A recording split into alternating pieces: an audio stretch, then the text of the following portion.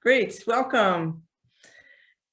So thank you all. This is our next installment of the Front Lines of Gender Justice, and we're going to talk for the next hour and a half about the ERA, an incredibly important and long-standing piece of unfinished business for feminists and those who are interested in justice. And we've just, for those who are in the class, or those who aren't in the class, we just had a wonderful discussion about some of the hardest questions that relate to the ERA. And so we look forward to broadening out the conversation a bit more. But let me welcome our guest speaker for today, Professor Julie Suk, who's the professor of sociology, political science, and liberal studies at the Graduate Center at the City University of New York. She is also this year serving as the Florence Rogatz Visiting Professor of Law and a Senior Research Scholar at the Yale Law School. Professor Suk has been working on the ERA for a very long time, including the publication of a book just last year in 2020 called We the Women, The Unstoppable Mothers of the Equal Rights Amendment. She's also written a number of wonderful articles. We read one of them for today, but there are others that kind of spell out the history of who were the people who were behind this amendment. What would it do? Why was it stopped and at least slowed down at various points through being taken up in Congress and then finally approved in 1972. And then the process of ratification across the country has, in some respects, at least from the perspective of the constitutional requirements, has been accomplished, with 38 states now having ratified the ERA.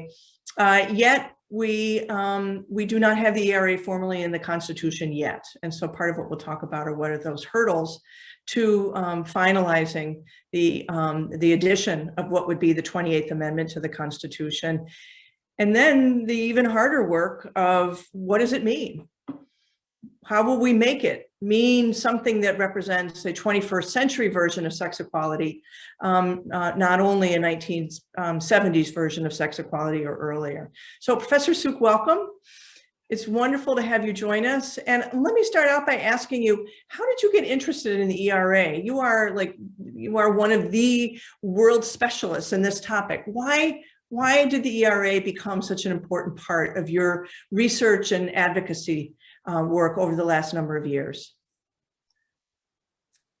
Thank you so much. It's wonderful to be here and wonderful to see so many students and other ERA enthusiasts in the Zoom room. This is a really good question. How did I get interested in the ERA? And I think I started writing about it actually when I was at Columbia Law School as a visiting professor a few years ago. But I feel like I came to it late in life because I don't think I spent more than a few minutes thinking about the ERA when I was in law school, which was in 2000. And everything I knew about it growing up and in law school was that it was just something that was tried and failed, like a failed amendment. So there was not much to think about anymore. But I really came into it because I'm a comparative constitutional scholar. And I had been witnessing through the 1990s and the early 2000s gender equality amendments in European constitutions, specifically in Germany and France and Italy. And these were new amendments in the 90s, but they weren't the first time they were putting gender equality in the Constitution. In fact, most European constitutions which have also influenced Latin American constitutions in Asia. Almost all of them have a provision dating back to the post-World War II and in some cases post-World War I moment declaring equality of rights between women and men. And the late 20th century, early 21st century amendments in France and Germany and other European countries were a revisiting of what those post-war amendments meant. That is, they added new provisions saying that the law shall promote equal access by men and women to power, to elected office, positions of social responsibility. The German amendment said that the law shall implement the actual realization of equal rights between women and men and eradicate disadvantages that now exist. And those were amendments in the late 20th century and early 21st century that were speaking to some of the problems that arose after 50 years of formal equality in the constitutions. So it was really in thinking about that and about this notion that the ERA was attempted and failed largely because of disagreements about the relationship between formal equality and real gender justice policy that I became interested in thinking about it. And as I thought about it as an academic project, I learned that there was a revival movement, an effort to ratify in states, which became quite successful as of 2017.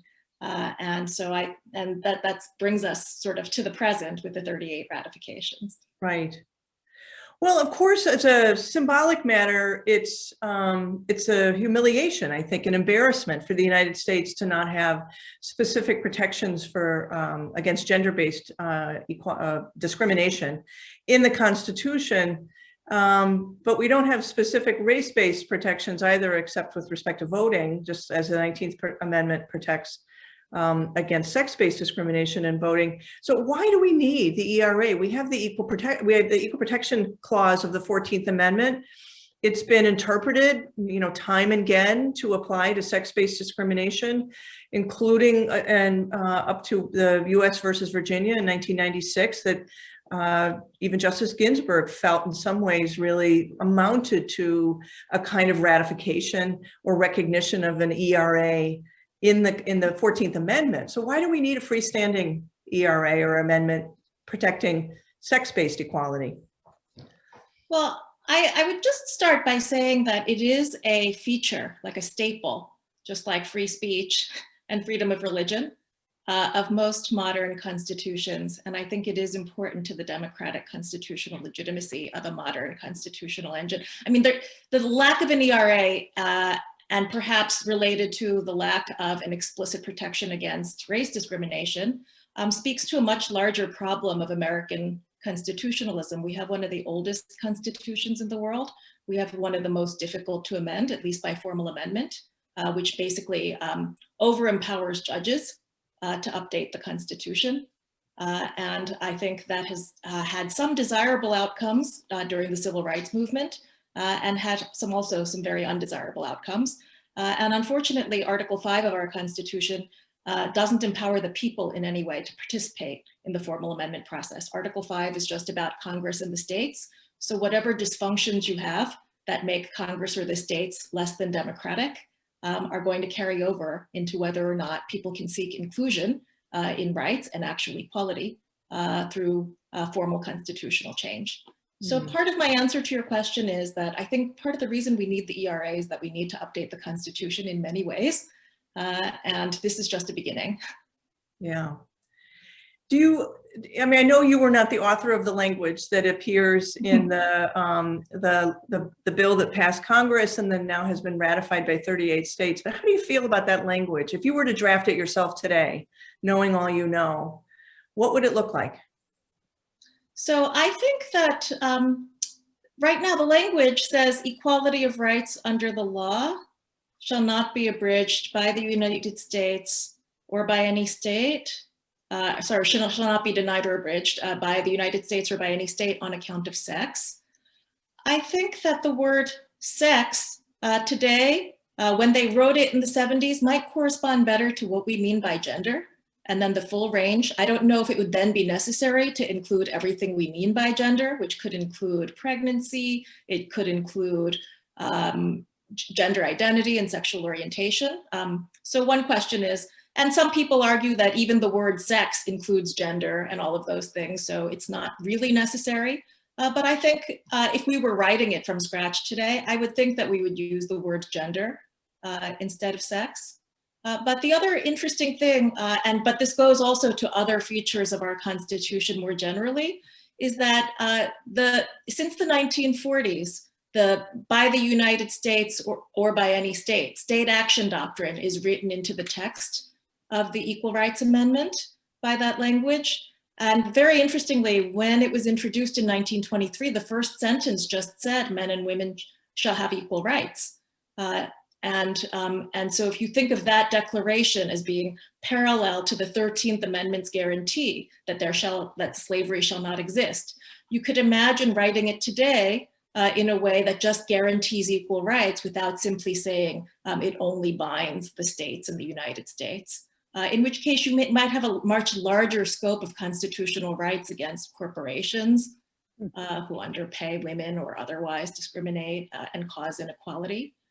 I think that if we were really looking at patterns in constitutional democracies around the world, we might also have a provision that explicitly defines equal rights so that it obligates the government not only to refrain from violating your rights, but also to actually implement equality.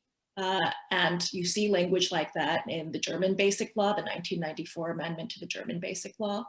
So I think those are some things you might think about if you were really starting from scratch, but certainly all of the things I'm suggesting has huge implications for other whole areas of constitutional doctrine and constitutional text that would be a departure from the American mindset as we exist right now. Well, and you've referenced that earlier, that the entire document needs, or at least the Bill of Rights needs some updating. To understand our rights as not only being negative in character, but they ought to be positive in nature as well. That the Supreme Court has read a intent requirement into so much of the non-discrimination protections, such that the equality norm is one that assumes bad actors who are intending to act badly, and that they need to be policed by an equality norm, but the rest of the system is basically fair. That departs certainly from the other more progressive or more modern versions of equality around the world. Are you hopeful that we can build into a legislative history of the ERA some of these concepts that would update not just how we interpret sex equality under a 28th Amendment, but perhaps how we understand what race-based and other forms of equality ought to mean? Yes, absolutely. And that's why I've spent so much time in this space. I mean, the book that I wrote, We the Women, what I'm trying to do is really look closely at the 70s legislative history to see what has been achieved by the equal protection jurisprudence of sex equality that we now have, that many of the founding mothers of gender equality in the US Constitution, including the late Justice Ruth Bader Ginsburg, worked so hard to achieve through litigation. But what parts of the 70s agenda have not been fulfilled? And then trying to find the through line in the way that the ratifiers, the 21st century ratifiers, have talked about it. Because I think that there is an aspiration both in the early 1970s as well as in the present moment to make equality, constitutional equality, more robust, that go beyond the way that the Supreme Court has constrained the Equal Protection Clause. When the ERA was adopted, the Supreme Court hadn't decided Washington against Davis and the Feeney case, Feeney versus Personnel Administrator, that made clear that disparate impact was excluded from equal protection doctrine. This idea that only intentional discrimination is a problem. And certainly the way that the framers of the ERA talked about the ERA, I don't think they distinguished between intentional and disparate impact in the way that the court later did. And then if you think about the way that especially, and the revival movement being led would probably not have happened in the 3 states that recently ratified without African-American women drawing attention to issues that affect working mothers and particularly low-income working mothers. And that's not new. I mean, the first women of color who were in Congress in the early 1970s, Patsy Mink, first Asian American woman elected from Hawaii, Shirley Chisholm, first African American woman in Congress. They really talked about the ERA as legitimizing a larger legislative project. So it wasn't going to be, at that point, they didn't really think that the Supreme Court was going to do a whole lot in this area. They had tried to bring all these equal protection, sex equality cases to the Supreme Court and hadn't succeeded yet at the time that the ERA was adopted. And so they really saw legislatures, both federal and state legislatures, as being the primary expositors, interpreters, and implementers of equality of rights. So that meant that in addition to the constitutional amendment, you would get Title IX, which is not just a non-discrimination guarantee, but arguably more robust policy requiring certain forms of parity in programs that are federally funded. They also really cared a lot, and Patsy Mink wrote a lot about childcare, federal childcare policy as being the #1 avenue to ending inequality for women. And they were very successful, actually, at least in Congress, in getting comprehensive child development legislation passed. It's just that Nixon vetoed it. And so we didn't end up with federal child care policy.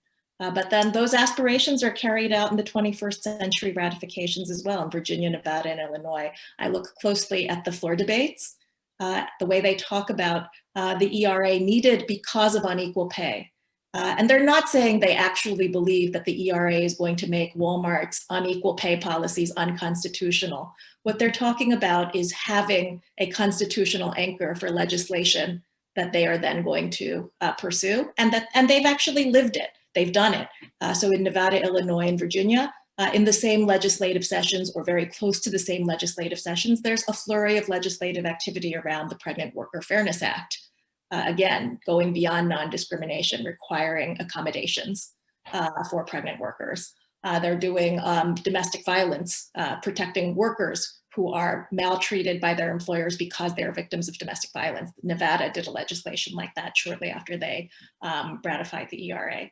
So I think we have to think about the ERA as being having this legislative vision, not just a judicial vision, and empowering people who care about real gender justice policy, and then perhaps creating a shield if those policies get challenged on other legal or constitutional grounds. Right. I want to go back to the state action. I mean, not the state action doctrine, but the action happening in the states that you were describing in state legislatures and with activists, particularly women of color, who have worked so hard across the country to move the ERA, but have also worked to get ERAs in, or some equivalent, in state constitutions. And so how do you see a dynamic relationship between a federal ERA and state ERAs and how they might reinforce one another? So I think that's a super interesting question, and it's partly like why I'm so glad that there is an academic hub, the ERA project here, because I think we need to start thinking about the way, I think there will be a lot of interesting questions, assuming the ERA can be legitimized and added to the Constitution, also about how it might build on and depart from for existing 14th Amendment jurisprudence, as well as state constitutional ERAs. Now, some of the states that have constitutional ERAs have built disparate impact liability, not all of them. And unfortunately, I do think that some state courts have been pretty unimaginative. They've just kind of copied existing federal equal protection jurisprudence, even though they don't need to. So I do think that there can be a space in which we think more broadly about just persuasive authority, and not just federal, state, and the United States, but thinking about jurisprudential innovations around gender equality in other countries as well, as ways of thinking about what equality of rights unabridged on account of sex should mean today. I want to invite Emily Barber to raise a kind of related question about alternative language that have been proposed by some other scholars. Emily, do you want to step up? Sure. Hi, Professor Suk. Thank you so much for being here. So after reading your piece and doing a little bit of just additional research, I found that I think just recently, a year or two ago, Professors Kimberly Crenshaw and Katherine McKinnon proposed sort of an alternative ERA that they call the Equality Amendment. And their version uses a lot more specific language. So it uses the word women. And it says, we should prohibit the denial of equal rights based on sexual orientation, gender expression. Doesn't use the word transgender, but it uses a lot of very specific language. My understanding is that the idea behind this is because we want lawmakers to have the flexibility to pass laws that do classify based on sex for the purpose of remedying past discrimination, benefiting women. And so I'm just curious your thoughts on this. First of all, the passability. Do you think something like that could be passed, this sort of alternate version of the ERA? Could that be passed in 2021? And then also, what are your thoughts about using this much more specific language, and do you see any potential dangers in that? So I think that the primary, I'm familiar with the project, and I'm working on a project myself that will be published in Democracy, a Journal of Ideas, with a bunch of constitutional law scholars about redrafting the whole thing, the US Constitution. And I do think that if you look at more modern constitutions, they do tend to be more specific and longer than the US Constitution, just as a matter of style. And you'll note also, if you ever read the New York State Constitution, and one of the projects that I've helped consult on is efforts to rethink the equality provision that's in the New York State Constitution, add more categories, be more specific, write certain exceptions. It starts looking more like a statute, and I think there are larger questions of style and what it's for. Is it for people to read, or is it for use in litigation? And is it self-executing? So there's a whole range of questions like that that go into whether I think the thing that Professors Crenshaw and McKinnon have drafted are a better idea. And my quick answer is yes, in some ways I think it is a lot better, but it implicates a lot of other things about constitutional style that I think over time we ought to think about changing. That said, I just want to point you to Article 5 of the US Constitution, which requires 2/3 of Congress and 3/4 of the state legislatures. I don't think using Article 5 we could do much of anything. I don't think we could have an amendment that says the sky is blue, America's a democracy.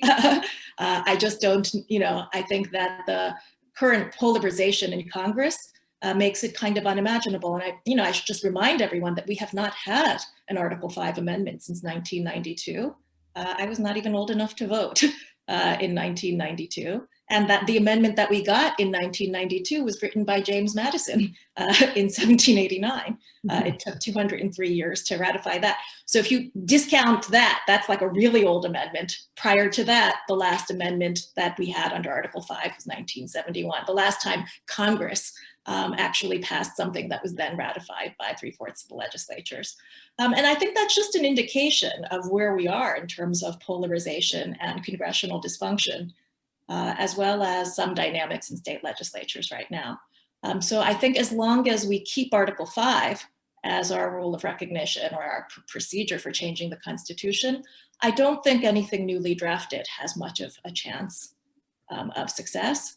And that's why I think there is some promise to the efforts now to rethink congressional power and Article 5 in a manner that would make it totally legitimate to validate the 3 late ratifications of the 1972 ERA. And I think there are some advantages substantively too, that there are these generations of women who have stood on each other's shoulders and expanded what gender equality means and updated it over time, and that we have a transgenerationally made amendment if we can complete the project that has been worked on by the last 3 states and now by efforts in Congress to remove the deadline. That's really helpful. Thank you. So I'm next going to hand it off to one of my co-TAs for the day, Freya, if you want to ask a question. And then Ailey, I think we're just going to take turns, and to the rest of the class, we're going to take turns. So if anyone has any questions, please jump in anytime. By raising your hand. Hi, Professor Suk. Thank you so much for being with us today. I have more of a practical question. You talked beautifully about the symbolic value of adding the ERA to the Constitution, but I'm curious whether the ERA would grant Congress authority to regulate or legislate on any issues that it can't reach already through the Commerce Clause, the 14.5 power, the Spending Clause. Is there any practical need for the ERA today, or should Congress not use the ERA as like a reason to delay passing important legislation that they might already have the power to do? So yeah, I would not necessarily characterize my argument as a symbolic, an argument for symbolic ERA, largely because I do think that if we can create the legislative history, it can actually be an overruling of certain forms of equal protection jurisprudence, particularly as they relate to gender. But I don't think it's automatic. You're not going to find it in the text of these words. I think it's legislative history and meaning making that has to be done. And so one example is the extent to which heightened scrutiny, whether you're going to call it intermediate with teeth or strict scrutiny, the extent to which federal courts have now understood that to mean scrutiny for affirmative action, both race-based and gender-based. And that's something that happens in the jurisprudence after the ERA is adopted by Congress and after most of the state ratifications. In fact, it's probably like with Bakke all the way through Croson and Adirond that you get this notion that heightened scrutiny means equally heightened scrutiny for affirmative action that helps racial minorities and women. And I think there is an opportunity to rethink what equality of rights not abridged means in relation to those developments, and to make it a kind of overruling with regard to at least Section 1 of the ERA. I think similarly, and I'm not the only one who has said this, certainly Jessica Neuwirth and equal means equal, and many constitutional scholars have criticized the Supreme Court Section 5, 14th Amendment Section 5 jurisprudence, particularly with regard to violence against women. And so I think that a legislative history can be created to overcome the particular ways in which congruence and proportionality have been understood by the Supreme Court to insufficiently empower Congress to pass actual measures to eradicate gender violence and other forms of nonviolent structural barriers to women's advancement. So I think, but I think, again, this is something that would have to be made rather than made automatic through text.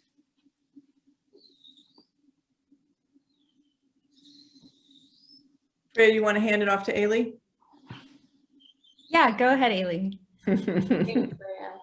Hi, Professor. Thank you so much again for being here. The ERA is fascinating, and it's more complicated than I had originally understood when I thought about it, just generally speaking.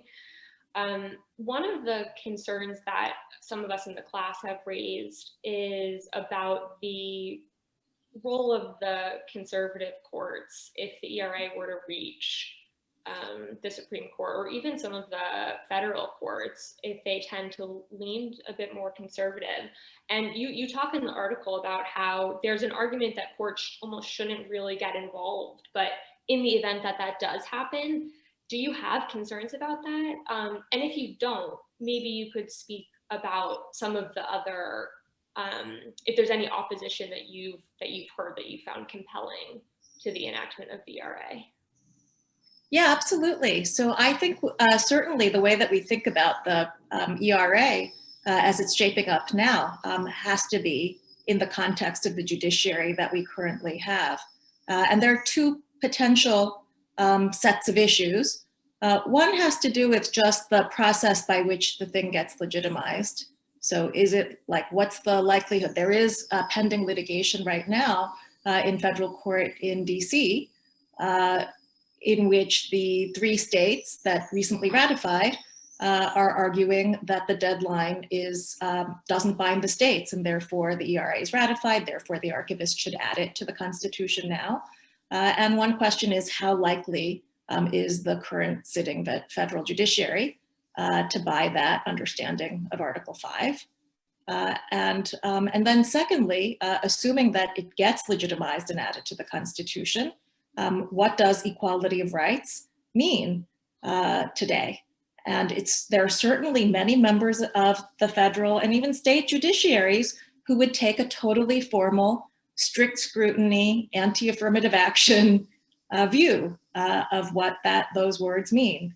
And on the one hand, everything I've been saying so far has been about why it's so important then to create public meaning now, robust public meaning that is a more substantive vision of real equality through legislative history, which is in part why I think that taking a congressional path to the deadline removal is important, not just because I think as some formal matter that Congress is the only party that could do this, but I think procedurally, having hearings in Congress, that's legislative history making opportunities, and that's where you can say ERA means or sex means gender identity and sexual orientation. Equality of rights means disparate impact, and that those opportunities need to be taken. Then again, if you have a conservative judiciary with originalists who don't care about legislative history and textualists who don't care about legislative history, then even creating that legislative history is not going to stop certain what you might call conservative constructions of equality of rights. So I think, that this is why I think it's very important for there to be a robust law review literature about what all these things mean, a robust public debate, and people should also, it should be part of election cycles, the debate within election cycles, so that the judiciary has a clear understanding of where the American people stand on what they want this to mean. Thank you. Let me just jump in here for a second and note that a lot of that work that Professor Suk just outlined is work that we are just beginning to take on at Columbia Law School with a new project we've just launched on the ERA project. We have several members of our advisory board here on the session tonight, and some of our academic advisory council, including Professor Suk, are here with us also. And so all of you, please come join us in that work of creating as rich a kind of public meaning for what sex equality might mean under a new 28th Amendment, because we can't just leave it to the courts to decide what that is. We all have to be part of that. And it's a process of democratizing constitutional meaning that enfranchises all of us. I will ask you though, Julie, there is this litigation in Virginia when Virginia ratified it in January of 2020 and became the 38th state, and the National Archivist refused to publish and certify the new amendment, although a statute, one of the federal statutes requires him to do so. Litigation was filed in Virginia on behalf of the newly ratifying states to force the archivist to publish and certify the new amendment. And you filed an amicus brief saying no to the judge, don't decide this. This is not a proper question for you to decide. Explain what your brief, what position you've taken and why you think it's the right one.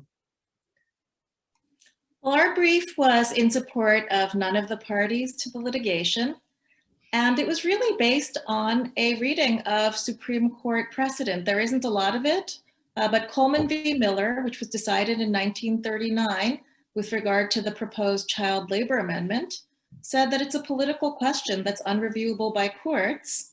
It's a political question for Congress as to the timeliness of an amendment, and also the question of whether or not an amendment has been ratified. Right now we have states disagreeing because the newly ratified states are not the only states in the litigation. There are some unratified states, like never before ratified states, including Alabama and Louisiana, and then some states that attempted to rescind their ratifications in the 70s. They have gotten together and intervened in the lawsuit, and the court permitted that intervention and wrote an opinion saying that they could intervene. So now that they're in the litigation, they are arguing that the ERA is dead. They're arguing that even the first deadline extension was invalid. They're arguing that Congress, any efforts that Congress is now making to extend the deadline is unconstitutional. And so in light of that, I think that one possibility in trying to get judges to order the archivist to add to the ERA is that if the rescinding and never ratified states are able to convince judges, one thing that could happen is that the judges will just declare the ERA dead and unresurrectable, like really dead.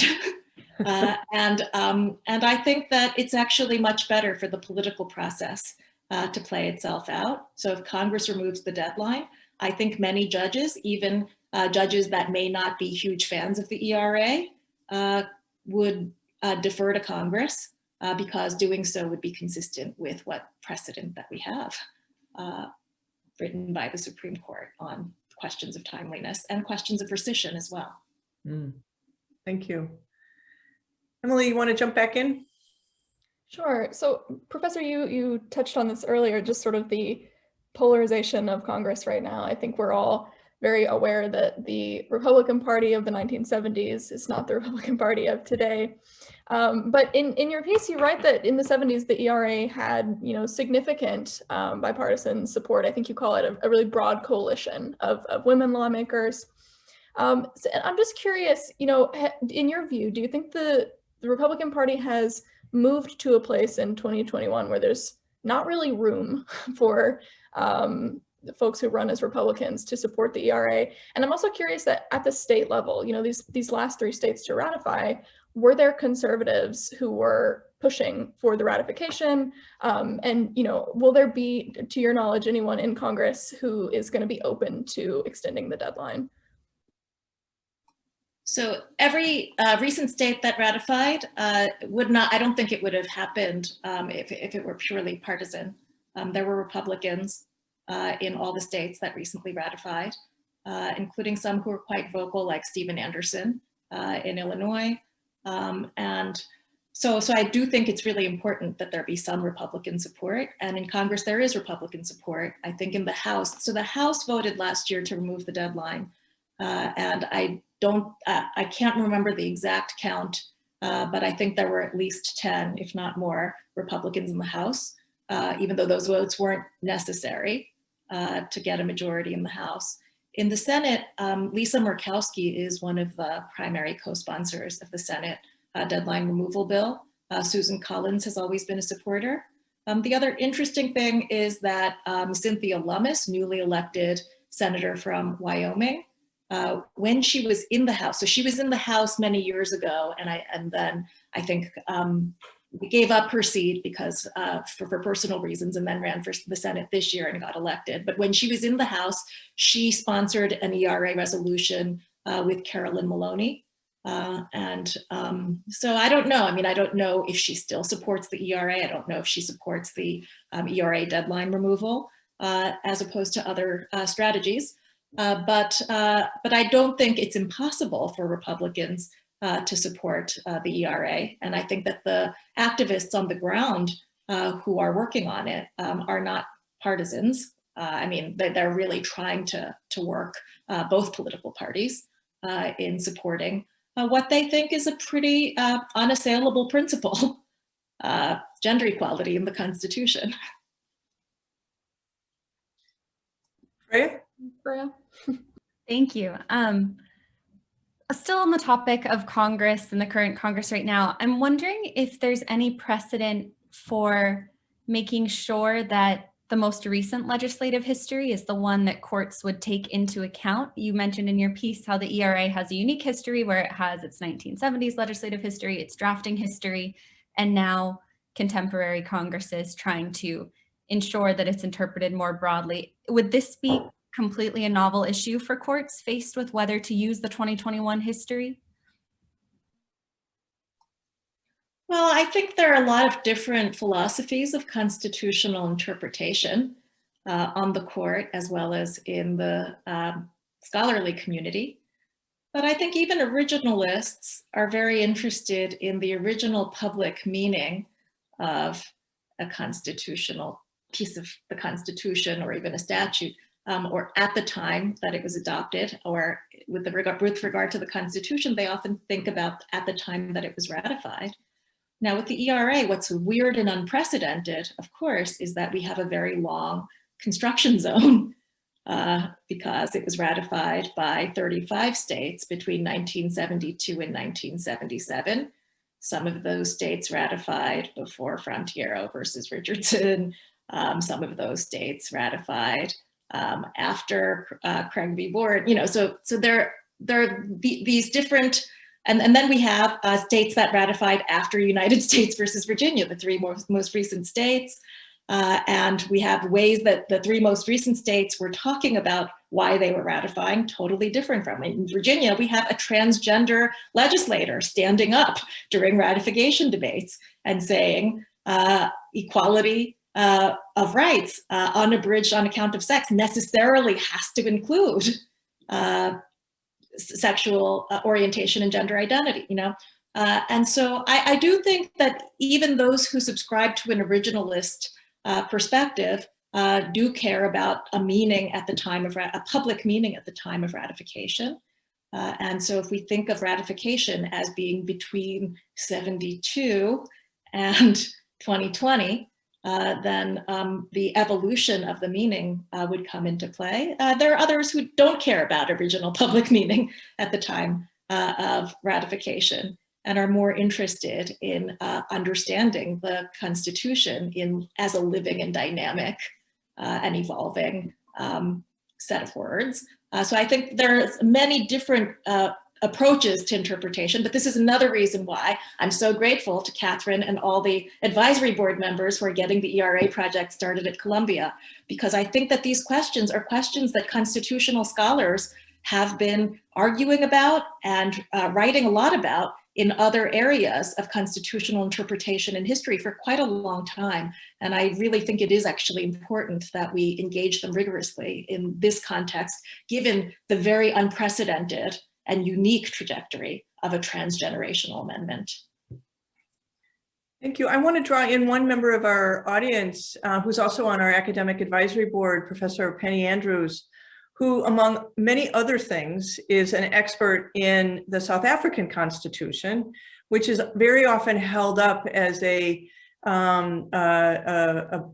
fantastic model of a modern constitution, with all of its amazing language that has been realized in complicated ways in South Africa through Supreme Court and other interpretations. So, Professor Andrews, I just wanted to invite you maybe to say a little bit about what the sex equality protections that are explicitly in the South African Constitution have meant, lessons learned, and then I know you have your own question for Professor Sook that feel free to jump in.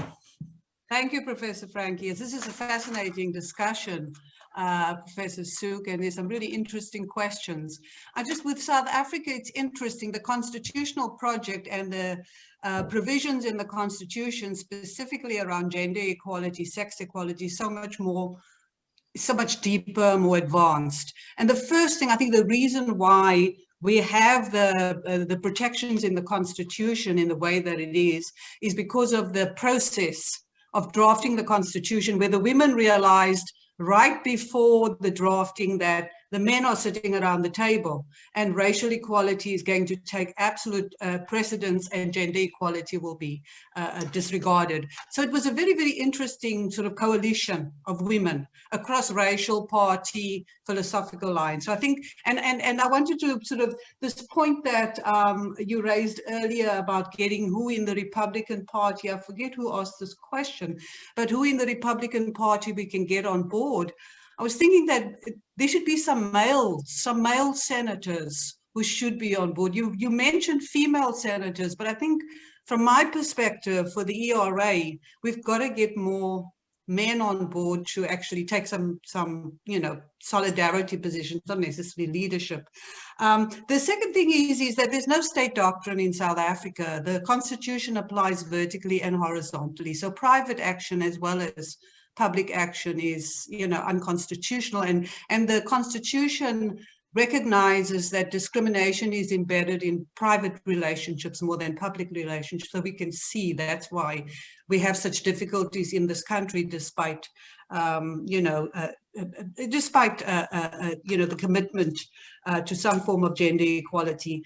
But I think the most important thing about the South African Constitution, if you compare it to the United States, and even if the ERA was to pass, that the levels of scrutiny in South Africa are similar across the board. It's not intermediate scrutiny for gender and strict scrutiny for race. Across the board, the levels of scrutiny is the same, and there's a presumption of discrimination embedded in the Constitution. So I think that the structure and the approach is very different.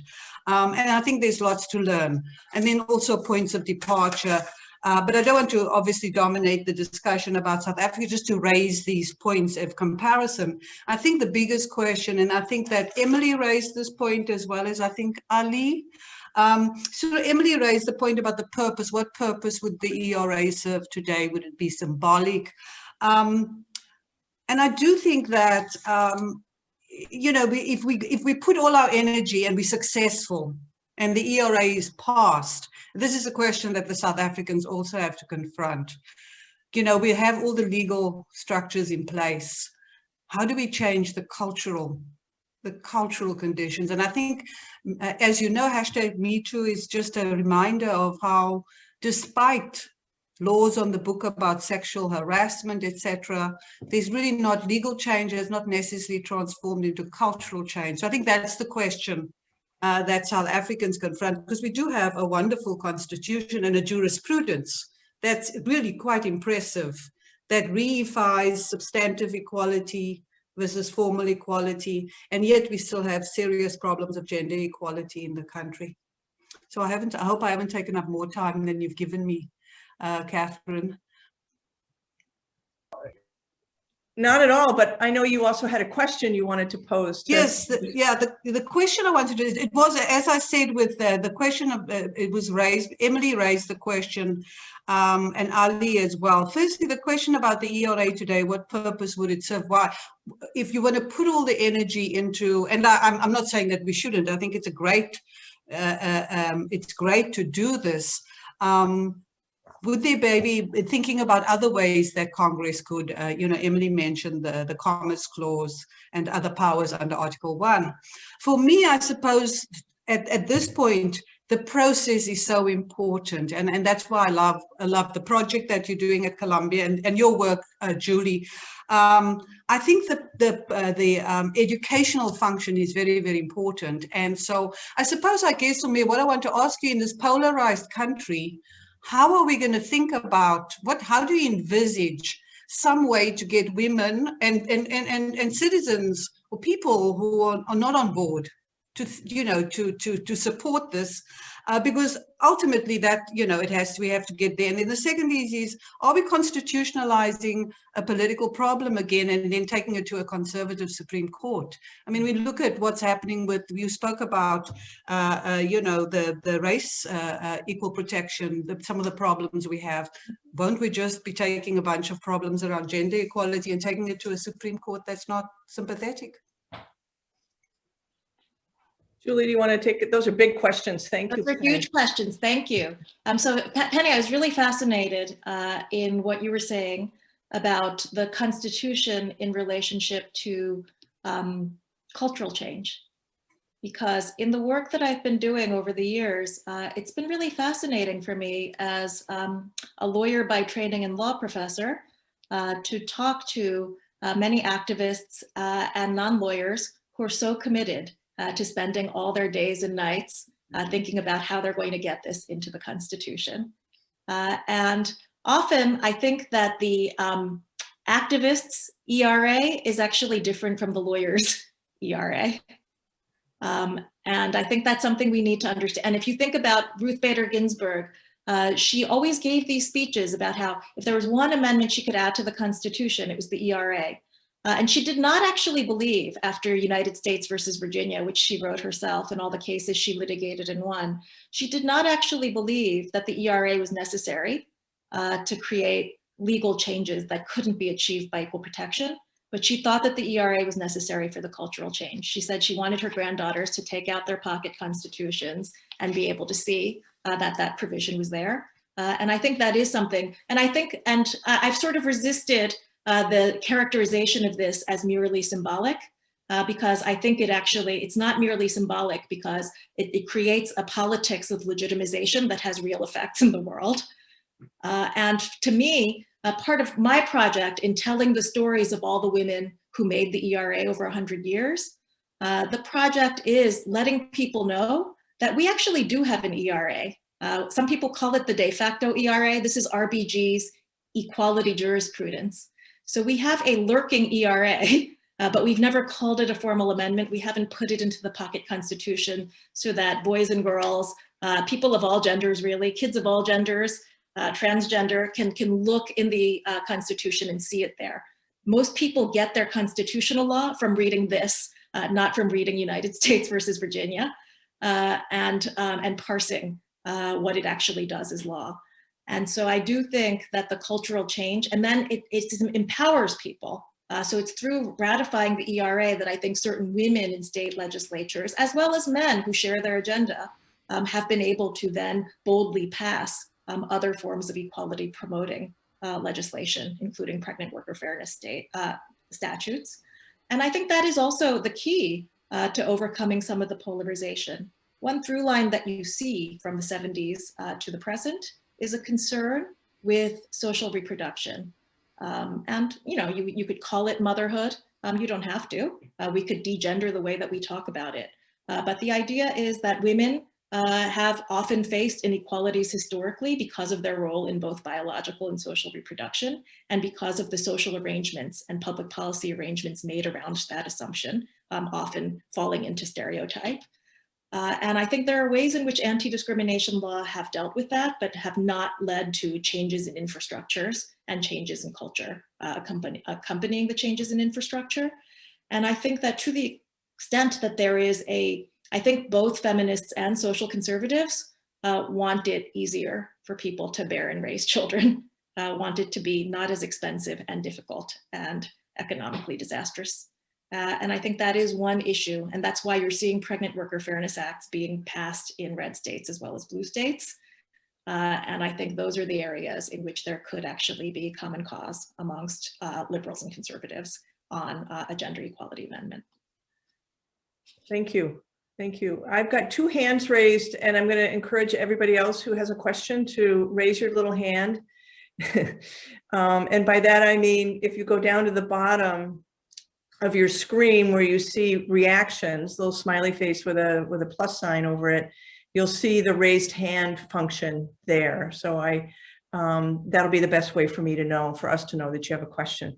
Sonia. Thank you. First, I wanted to speak to you a little bit about this notion of this time now, where we're at in history, looking forward, and with the weight of all that's come until now. And so much of the discussion and the concerns that are raised with what ERA should look like, or the questions that are being raised by potential ERA passage, there is this great deal of circumspection that is built into what the judiciary would do about it. And I understand the argument, as you were mentioning, legislating not so much for the prevailing judicial ideology, but legislating for creating public meaning and the social context for it. I understand that, but there's so much of our history that is about judicial ideology, and I'm particularly thinking about Reconstruction era amendments. And arising from this egalitarian process, containing egalitarian language. And then you had slaughterhouse cases, right? You had this sort of abrogation of that promise soon after the passage. And then 13th Amendment, there's the history of the exception for criminal conviction, and how at the time it was considered to be not an important part of something that could be used the way it is being used now, which is establishing this carceral empire that we have. So given that history, given that circumspection, and I'm wondering, especially now hearing about the South African part of it, right? This the context of the international example of this social reckoning of a process, social reckoning of history, which seems to be absent in the United States, which seems to be absent in judicial opinions.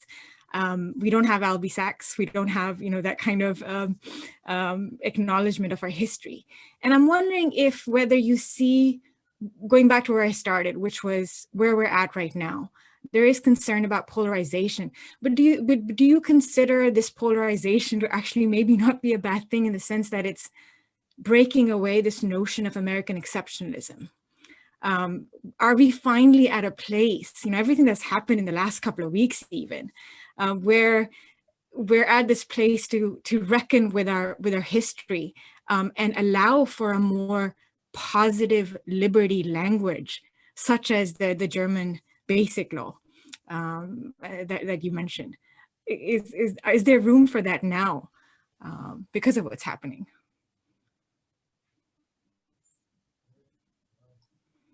So I don't know. There could be. So I think the work that I'm doing is trying to imagine the possibility and acting and creating meaning around that possibility, because I think at least part of the problem is our lack of imagination, and that constrains what's possible. And maybe not, maybe it's unfair to call it lack of imagination. I think it's just pessimism and fear that can sometimes stop us from doing the work that we need to do in order to change certain horizons. And so but I don't know, as a matter of prediction, whether spending all our time doing that work is going to lead to something different from what you mentioned. We get the 14th Amendment, and then we get Plessy v. Ferguson. We don't get Brown versus Board of Education until like almost 100 years later, right? But we do get Brown versus Board of Education eventually. And I guess I also think that, especially as an academic writing in this space, I think it is important to take the long view. I know that there are a lot of people on the ground saying they want the ERA now. And I think that we should really think about what kind of ERA we want and what kind of process it will take to get the ERA that is wanted. And that process may not be now. It may take time. And it may take a slightly differently composed judiciary to interpret it properly. And that might be maybe 5 years from now as opposed to now. But I think these are all things that we should think about, but we should also, in excavating that history, be thinking about ways we could expand the horizon of what we think possible. And I think comparative work is so important also with regard to that. Yeah. Thank you. Professor Darren Rosenblum has been patiently having his hand up. Professor Rosenblum is also on our Academic Advisory Council. So welcome, Darren, and what's your question? Thank you so much for organizing this, and thanks for your comments, Julie. I have a question about two movements that relate to gender equality that I think can contribute to the important ERA movement. And so one is one which we share, which is corporate quotas. You and I have both worked on corporate board quotas, and the US now has 2 corporate board quotas, both in California, one for women and one for people of color and LGBT people. And there are a lot of statutes around the country that are copycat statutes. And the other is the movement for transgender and non-binary equality, which I think is drawing a lot of energy as people are focusing on some of the ways in which there are pretty horrific levels of inequality and abuse going on. And so there's a lot of energy to rectify that. And I see both of these things obviously in very different places in our society as spaces of activism where that would be greatly helped by the passage of the ERA. So I guess I was just wondering off the cuff whether you had thoughts about how the ERA movement can harness some of the energy in these two spaces to come up with a more holistic way to remedy gender equality across society.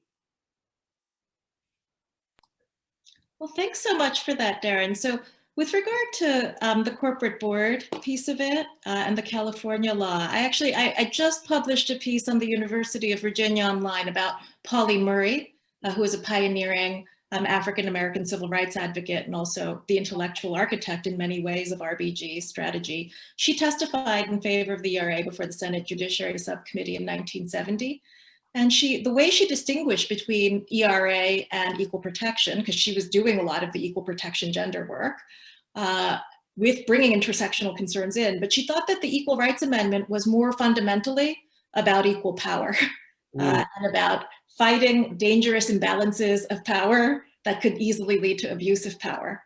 And I think that speaks directly to the ways in which, so the corporate boards, the woman quota in California, as it's sometimes referred to, and it's being challenged in litigation, as I'm sure you know, and they're saying that it violates the Equal Protection Clause. And I think that is one space that you could take the 70s legislative history, where it's not just about formal equality, but overcoming gender disempowerment, that you could start rethinking an equality vision that's anchored in the ERA that would permit, and if not encourage, initiatives like what you see in California around like basically saying at least one woman on every company board. Then with transgender rights, I think there is a similar theme of overcoming gender disempowerment. But I think one thing that's very difficult in navigating the movements in relation to doctrine is that there are arguments that convince the current court.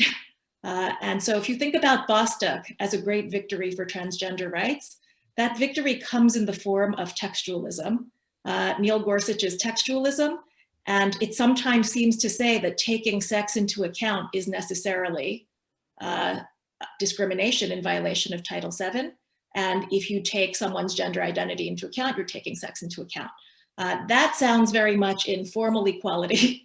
And I'm concerned that if we take that textual construction that on one day is liberatory for transgender people, but if we take that construction, it could be, and in fact has been quoted, Bostock is being quoted by the attackers of the corporate board law in amicus briefs. They're relying on that to say, oh, if you take gender into account and require one of your board members to be a woman, that is inconsistent with Bostock. So I think this is where I think some of the questions that have been coming up, we have a judiciary, we make arguments because we want to achieve certain ends with the judiciary that we have, but those arguments can sometimes, if misconstrued or even construed a particular way that we wouldn't even describe as a misconstrual, could end up undermining the many different movements that I think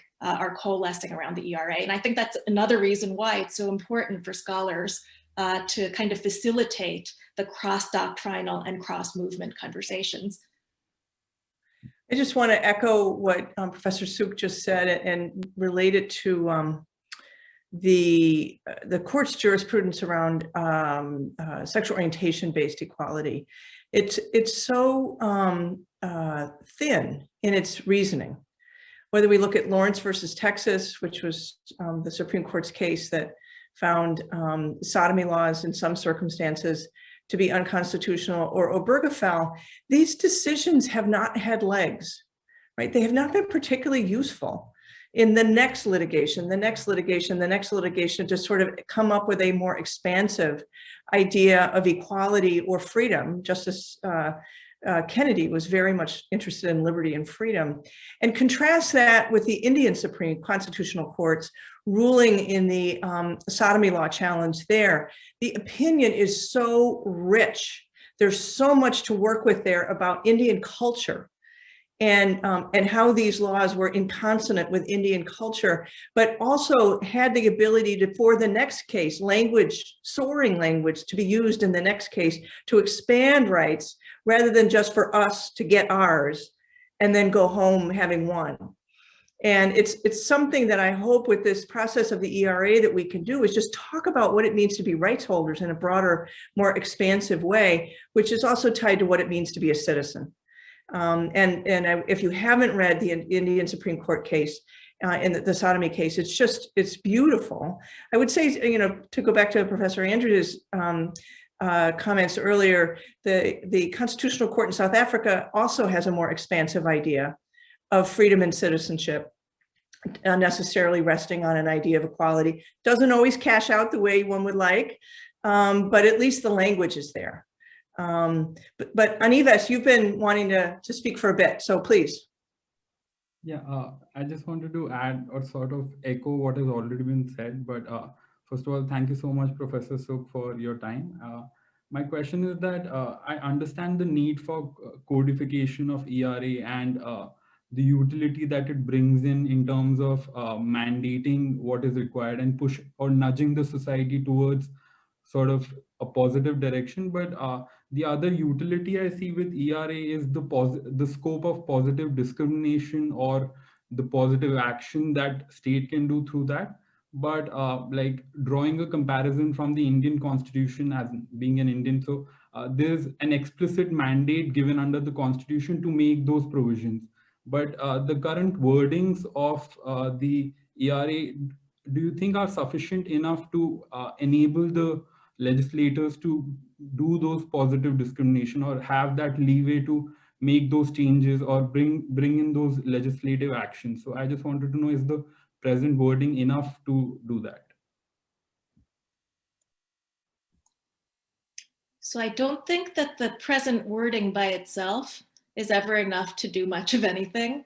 But if you take the present wording with the legislative history, so one thing I find really interesting, if you look at the debates between 1970 and 72, in the hearings before the House and Senate Judiciary Committees or subcommittees of the Judiciary Committee, and then in floor debates, is that they had a broad understanding that was not yet, and they developed this broad understanding because they were reacting to a Supreme Court that had been rejecting sex equality claims, but had not rejected disparate impact yet. Had not constrained equal protection in the ways that it did in the later 70s and 80s. And so if you look at one of the big questions, and it was a question that caused quite a bit of conflict about the ERA from 1923 to 1972, was what to do about special protections for women in industry. And one of the answers that the proponents often gave, Patsy Mink and Shirley Chisholm, was, well, you don't have to get rid of these protections. You would just include men in those protections. So if there's some, but there's nothing in the text that includes that, right? And Patsy Mink said, well, we should be really clear in the legislative history that that's the kind of equality we want, a ratcheting up rather than ratcheting down. And I think one way in which they thought about that problem was through the enforcement power. And also another provision of the ERA that everybody ignores, which is Section 3, which delays the effective date. And the delay of the effective date, which you saw at the time of Prohibition, is really intended to give the legislature a first pass. And what they envisioned, so Martha Griffiths, who was one of the primary sponsors and often known as the mother of the ERA from the early 1970s, what they envisioned, and then Ruth Bader Ginsburg writes about this in a law review article. That law review article gets cited by Pat Spearman when Nevada ratifies. That vision was, once the ERA is ratified, state legislatures are actually going to start deciding which laws they need to get rid of because they're inconsistent with a broad understanding of equality of rights. But what legislatures can do that courts can't do quite so well is repeal and then replace it with something more robust. So legislatures are actually, it's their job. They get rid of something, they rewrite it. They can actually ratchet up. Courts have trouble ratcheting up. They strike things down. And if you see Justice Ginsburg's opinion in the more recent Morales-Santana case, she said they're very reluctant to strike down a gender classification and then rewrite the statute so that the protection is extended to everyone. Right. So I do think, though, that the way that the framers thought about both the congressional enforcement power as well as Section 3 was this idea of not only repealing discriminatory laws, but rewriting with an eye to equal rights. And it's part of the legislative history, not only in the 70s, but in the way that it's brought back by Senator Spearman in Nevada. Thank you, Julie. Emily, I'm going to come back to you. I'm sorry, Ailey, I want to come back to you. I had asked you to ask questions. So Emily, you're going to be after that, unless other hands go up. So please do raise your hand. So Ailey. Yeah, the question I had, you sort of just addressed a bit, but I'm really fascinated about the debate between people who say there is no need for any sex-based distinctions, period. And then others who say there is a need for sex-based distinctions in some context, and give perhaps a fear-based view of the ERA and saying that it's going to strike down all of these distinctions, which you mentioned in the context of labor, and that was a debate in the 20s. So is your answer to that, that it will simply require the legislatures to be more careful? And do you think that some of those criticisms are just fear-based, saying the examples I've seen is sports teams, separate sports teams are going to be gone, or separate. I saw one example about separate carceral facilities, and I struggle with that because I think a lot of the times it does come from fear, and I'm just wondering what your take is on those types of questions. Yeah, well, I think that Justice Ginsburg's approach in United States versus Virginia was a wise one, which was to, if you see a sex-based distinction that perpetuates the second-class citizens, the second-class status of women as citizens, or is based on stereotypes that don't really do anything to advance whatever state purpose or policy goal, then it seems to me that that should not be permitted. Although I think there's this additional question as to whether or not the federal judiciary should be the best judge, or whether there should be some broad deference to elected legislators in deciding. We need to sometimes make this distinction. We don't think it really perpetuates the second class status, and what are the kinds of factual findings you would need to determine that question, right? But I think that a general approach of trying not to use classifications because it does take you very close to stereotypes and perpetuating someone's second class status on the basis of gender, I think that's actually a good rule of thumb to follow. But I do think that an approach should be flexible enough that in certain situations, not making the distinction on the basis of gender means perpetuating the second class citizenship status of women, right? And I think there are some contexts in which, sociologists and economists are really studying this, So one study that I find super interesting is there was a study done a few years ago of gender neutral policies with regard to parental leave or tenure clock stopping in universities. The idea was that instead of just giving it to mothers, let everybody who has a kid stop their tenure clocks. But one thing that people are finding is that you have a gender neutral policy, but women are actually using the policy and doing caregiving.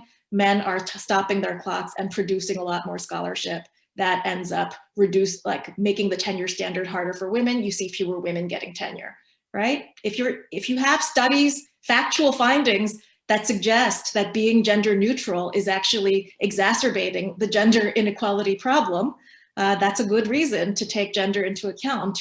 But you have to find a way to do it that doesn't entrench the stereotype and make the dynamic worse. It's very hard, right? And I think dating back to the early part of the 20th century, there were schools of thought that were interested in sociological jurisprudence and thought that legislatures should be deferred to with regard to these kinds of questions rather than judges. I don't know if judges are the best determiners in our society of what really perpetuates women's second class status or not, given how removed judges are from the real world. Fascinating, thank you. So Julie, I just want to follow up on that question, that interesting set of issues, and something that you mentioned in the article that we read for today, which has to do with the relationship of the campaigns for the ERA to the men's rights movement, and how there, and other people in our community tonight have also raised that question. And I want, we didn't see a white supremacists or white people's movement mobilize in quite the same way to defeat race-based protections as we have in the sex-based context.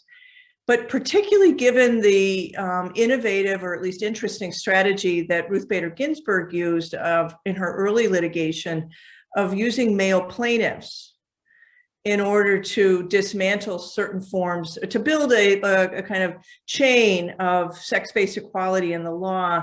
Is there a greater risk of men's rights groups capturing the ERA than maybe we have seen even in the race-based context, although there's, to be sure, are plenty of white plaintiffs who've been used effectively to undermine affirmative action protections in that context? But I worry that Ginsburg's strategy might work against us in the longer run, in the larger project that you've been describing, of being sensitive to whether this policy that is sex sensitive is designed to dismantle sex-based inequality or reinforce it. Yeah, so this is something I'm thinking about a lot. My next book project is called Misogyny's Law, and I'm kind of thinking about misogynists and structural misogyny and different legal strategies aimed at either or both. And one thing that I found greatly troubling over the summer about some of the men's rights groups' litigation. I mean, of course, there was a convergence where the men's rights groups sometimes work together with feminist groups in challenging a statute that's still on the books that requires men to register for the military draft, even though we don't have a draft. I think men still have to register after they turn 18, whereas women don't, just in case we have a draft at some point. And that's been challenged in litigation. So basically the men's rights groups were challenging it, and different men's rights groups were bringing different lawsuits. And one of the men who was bringing one of the lawsuits was a self-proclaimed anti-feminist, wrote really violent things on his website about women, said that women should be strapped to bombs and dropped in the Middle East, like, just really violent and horrible things. And he believed that women should be drafted. And so he was bringing one of the cases. And this summer, there was very disturbing news that he tried to violently attack the female judge who was assigned to that case, and ended up killing that judge's son because, there was a shootout when he arrived at her house where she was downstairs, but the son answered the door. So this kind of thing just, made me really, but of course, doctrinally, there's a convergence of the equal protection argument and, whatever his misogynist agenda was in trying to get women drafted and eventually killed in war. I don't know. And so, I find it disturbing, but I'm still trying to mull over what we as people with legal training and litigation strategies should make of all this. Because I think that on the one hand, constitutional change cannot happen without broad coalitions. That's a real theme. And so Ginsburg's strategy was ingenious because she was able to make those incremental changes with broad coalitions, but it's the broad coalitions that often limit what the thing can do. And I think with the men's rights movement, the convergence is often on a very formal conception of equality, rather than necessarily an anti-subordination idea. So with that said, I guess my thought is that maybe the problem is also the culture and political economy of litigation as a way of changing policy. Because if you have a space in which things change because the groups that can afford to litigate do so, that's going to skew what you end up with. Whereas if you live in a truly democratic society, but of course, what is a true democracy? There's a lot of money in elections in the United States as well. But if you think about then trying to have a legislative idea rather than litigation determines what this thing means versus Congress takes the first pass, state legislatures take the first pass. There are very limited opportunities to litigate, to challenge policies that are enacted, to implement the ERA. I think that might be one direction that might be more likely to entrench an anti-subordination vision. Great, thank you. I want to welcome my wonderful colleague, Professor Bert Huang, who's got a question. Hi, Julie. Hi, Katherine. Thanks for having me, and thanks for your talk, and thanks for all this wonderful discussion with this wonderful group. I have two questions. One is just to pick up on what you were saying about the long game. When is that going to happen, and what's going to get us there? You said something like 5 years, 10 years, something, and then I was listening. I didn't get to the point where you explained exactly how we get to a point where another 3/4 of the states will pass whatever the new language is. How's that going to happen?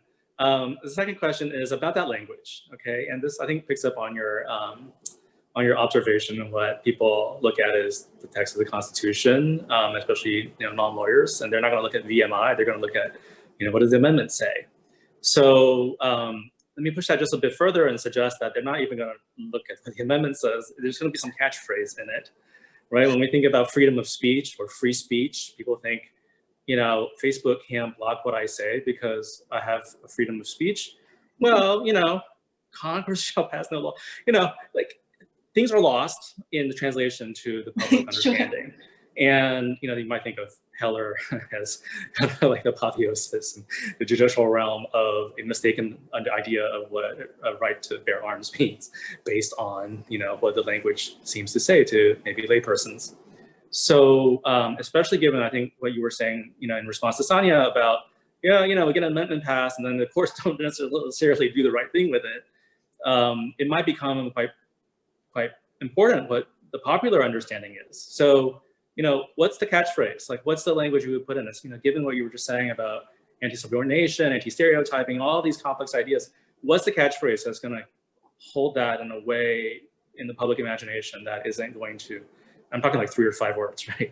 That will not get distorted, will not be flipped around, will not be used the wrong way, will not be just sort of taken out of way out of context in the popular understanding, if that matters.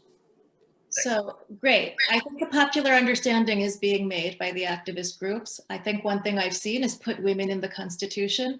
And of course, the opponents push back and say, oh, the word woman is not in the text of the ERA, so we're not putting women in the Constitution.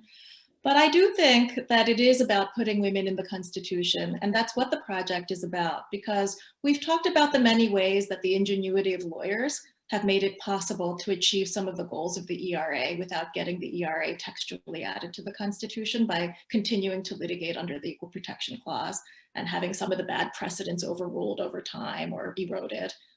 We could all play that game, right? But I think fundamentally the ERA is about the fact that at the founding, there were no women or African Americans who were founding fathers. And they wrote a constitution that was very difficult to change. And in many ways, people argue, entrenched slavery, gave veto power over amendments to the slaveholding states, essentially. And also under background legal conditions in which women and African Americans and many other people were not considered full legal persons and people with equal citizenship stature. And that is the project of the Civil War amendments and the 19th Amendment and the ERA, to undo that exclusion, inclusive constitutionalism, if you will. I don't know if that's too long to be a catchphrase, too many syllables in those words, inclusive constitutionalism, but that's another one. And I think the real problem, and I think this is what's inviting, like calling this symbolic. I think the real problem is also that there's all this work that has gone into actually changing the Constitution so that the Constitution we live under now is very different in terms of including women's rights than it was in 1787 or even after the Civil War. But we don't have a formal amendment that memorializes that. And you might say that that's very much like the kind of dynamic that women have been complaining about that defines the nature of sex discrimination and sex inequality. They do all this work and have nothing to show for it. They do all this work and don't get any credit for it. They make the Constitution change, but they don't get to be called founding mothers because there's no text you could point to that they made, even though the Constitution is totally different now because of their work. And I think that inclusive constitutionalism, or put women in the Constitution, is really what it's about. Let me ask one last question that is provoked by Erica Benson, who's wrote it to me in the chat, which is, we're bringing new resources to academic work around the ERA. You know, we're not starting from scratch. Obviously, you and others have done a tremendous amount of work, but Columbia is just joining the fight now in a new way. What else do you think we need to be doing? What should be our priorities in the work to not just get the language in the Constitution, but to have it to be most effective? What are the new resources, perhaps for existing things that are going on, to reinforce them, or new things that we're not doing right now that you think we ought to prioritize? So this is a question from like the activists, or I know, or like, who's the we? Well, I mean, ideally, we'd want to resource activism, litigation, hearings, you know, all of that. Where are there gaps, let me say, in where the activists are working, where our congressional game? Where would you say there are gaps that we ought to spend some time trying to fill right now? Great. So one gap that I feel like I've been spending the last several years trying to fill in my conversations with state legislators in Virginia and some of the activists in Virginia around the time of the 2020 ratification was the language of strict scrutiny. Because I think in the 1970s, people often said they wanted strict scrutiny, or the same level of scrutiny for sex that you got for race. And some activists refer to the strict scrutiny as first-class treatment, and intermediate scrutiny as second-class treatment. And I think a lot of those comments were made without the awareness that strict scrutiny became an affirmative action death blow in the race context. So I think a little bit more awareness about the evolution of the law with the current judiciary on the part of activists could be helpful. And I think this is where the ERA project and the conversations it creates can be really great. I think there's also, there tends to be, well, this is not unique to this field or to activists or in general. I think in general, we tend to focus more on substance than on process. And I think the process actually can shape the substance, meaning if you think that the fastest way to get the ERA is through like judicial order of the archivist, that is one way to get it, but it does mean that we're not going to have the hearings on the deadline removal in Congress. We're not going to have the floor debates. We're not going to have elected lawmakers saying what 21st century equality is and why they're doing this. And I think we need that if you're going to have a democratic remaking of what the amendment means, to which judges can and should defer when it comes time. Wonderful note to end on. Thank you so much, Professor Sook. Thank you all for joining us this evening, this afternoon. And we really look forward to working together with you more, Professor Sook, and also those of you who are on the call in the session tonight, who are in our Academic Advisory Council and our advisory board. Welcome to you all, and thanks so much for your work, Professor Sook, of moving this in such a thoughtful and careful way. Well, thank you so much. I'm so excited for the ERA project at Columbia, and I'm really very appreciative of your energy and thoughtfulness that you've brought to the project so far, Professor Franke, and really grateful to everybody who attended and participated in the discussion. And my students, my graduate students in legal theory were also in the audience today. So thank you to all of you. And I look forward to continuing to working with all of you. Wonderful, great. Take care, everyone. Have a safe night.